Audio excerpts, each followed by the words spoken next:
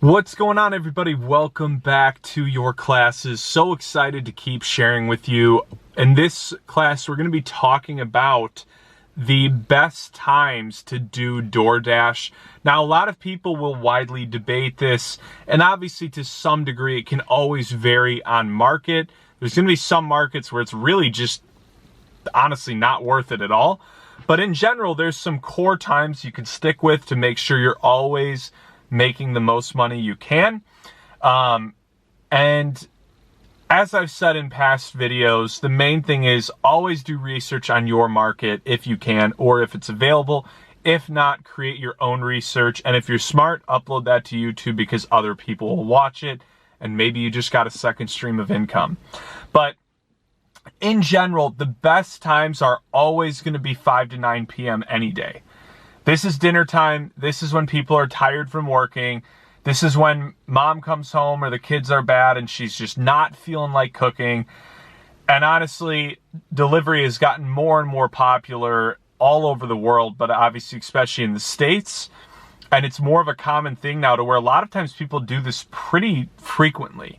So dinner is going to be the main time. The reason being they eat lunch at work or at school. Breakfast you usually do at home. It's not too often that you're going to order breakfast to your house. Maybe some people that work virtual jobs do. But the reality is for a majority of the population, this is the main time that they're going to order food is from 5 to 9 p.m. Now, the other side of this, though, is that weekends, just like Uber and Lyft, weekends are killer for this. And if you are willing to stay up late and drop off food, guess what everybody's doing when they're leaving the clubs hammered at 2 to 3 p.m., probably even up to 4 a.m., and they got the munchies for whatever reason, they're ordering food. And guess what happens when there's not a lot of delivery drivers staying up that late, and you're one of the only people out there? The rates go up. So if you're willing to get out there and drive really late at night on your weekend and sacrifice your weekend, that's going to be how you'll make the most money. There's just no way around it. This is when people are treating themselves because it's the weekend. They're drunk, so they're not making the best financial decisions. They're happy, so they're going to tip you a really nice tip. And on top of that, the delivery itself is more expensive because there's a lot of demand and not enough supply. So in general, guys, I really think that if you want to actually make good money, I would, as close to full-time as you can, would probably be 4 to 10 p.m. every day.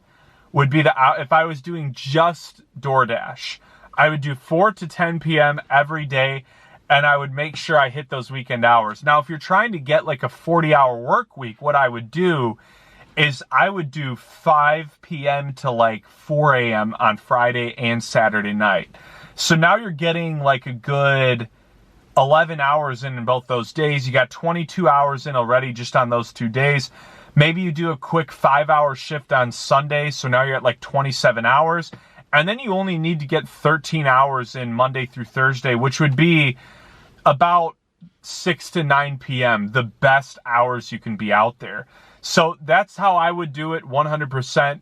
5 to 9, I would really avoid religiously getting out there any earlier than that. You're just going to be spinning your wheels and not getting a lot of deliveries. If you're doing some Uber and Lyft along with that, though, obviously that changes the equation. But if you're doing strictly delivery, 5 to 9 p.m., do not stray away from it. And then obviously kill those weekends if you can. I know it's frustrating sacrificing your weekends, but if you got a dream and you're using this to supplement your dream, it is so worth giving up your weekends. So that's the best hours to drive for DoorDash. Hope you guys enjoyed this. Keep killing it out there, and I look forward to talking to you guys again in the next class.